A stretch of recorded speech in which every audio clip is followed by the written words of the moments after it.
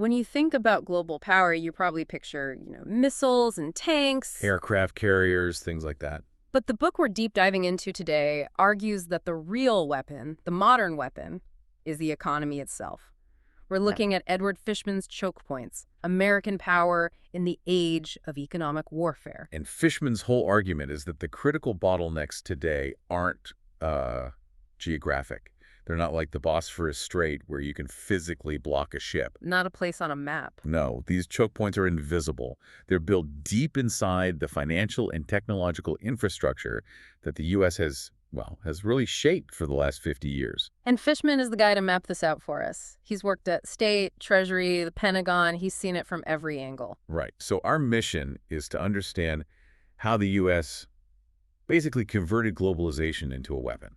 So where do we start? What's the first big choke point? It has to be the dollar. You have to start with the sheer dominance of the U.S. dollar. The numbers are just staggering. It's something like 90% of all global currency trades. 90%.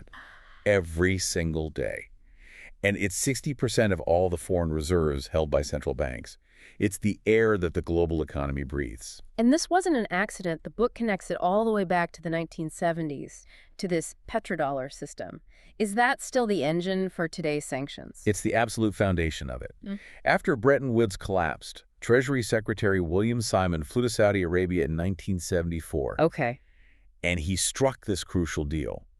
Oil would continue to be priced in dollars, and in return, all those oil profits would be recycled back into U.S. Treasury bonds. Which creates a permanent global demand for dollars. Exactly. But the real power, the weapon, comes from the plumbing, the infrastructure. How does that translate to punishing a bank in, say, Paris? Because almost any major bank that needs to clear a large dollar transaction has to go through the U.S. banking system. Through New York. Through New York, using a system like SOAT GPS. And if you control that pipe, you can turn off the tap for anyone. And that's the lever for what he calls secondary sanctions. Yes. It's not just about punishing Iran. It's about threatening to punish a German bank for doing business with Iran. It forces a choice. It's basically, do you want access to the dollar or do you want to deal with our target? You can't have both. And that campaign against Iran is really what defined this new age. Before, sanctions were seen as a bit of a toothless tiger. Right. Easily avoidable. But these Treasury technocrats, people like Stuart Levy, had a new insight. Levy saw Iran's global connections not as a strength, but as a massive vulnerability. He weaponized their integration into the world economy. Precisely. And often just the threat of secondary sanctions was enough. That 2010 law in Sassada was the hammer.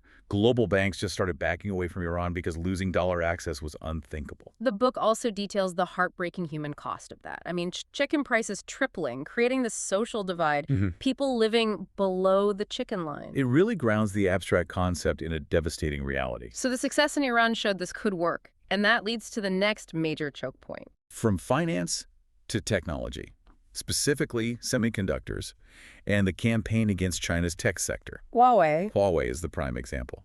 And the U.S. advantage here is very specific. It's the machinery needed to make the most advanced chips. Okay, so it's not the chips themselves, but the tools to make them. Exactly. 3 companies in Silicon Valley, Applied Materials, Lam Research, and KLA. They dominate this space. China simply cannot build its most advanced chips without their equipment. And how is that weaponized? Through something called the Foreign Direct Product Rule, or FDPR. It's incredibly powerful. It sounds complicated. It sort of is, but the concept is simple. It says that if a product was made anywhere in the world, say a chip made in Taiwan, Right. but it used any U.S. technology or software in its creation, the U.S. government can block its sale to a company like Huawei. Wow. So it makes U.S. tech toxic by association. It forces every factory in the world to choose, Silicon Valley or Beijing. It's a zero-sum choice. So you can see the immense power here across both money and tech. But the question the book leaves you with is, how durable is all this? Yeah, because Russia and China are actively trying to build workarounds, right? Creating their own systems. They're building detours, pushing trade in their own currencies, pouring billions into domestic chip making.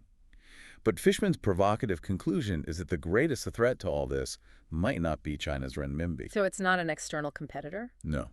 He argues the greatest threat is internal. that the U.S. could undermine its own power through political actions that erode the rule of law or the independence of institutions like the Federal Reserve. Because the entire system, the dollar's dominance, it's all built on trust. It is all built on trust. And if you break that trust from within, that's something no rival could ever achieve on its own.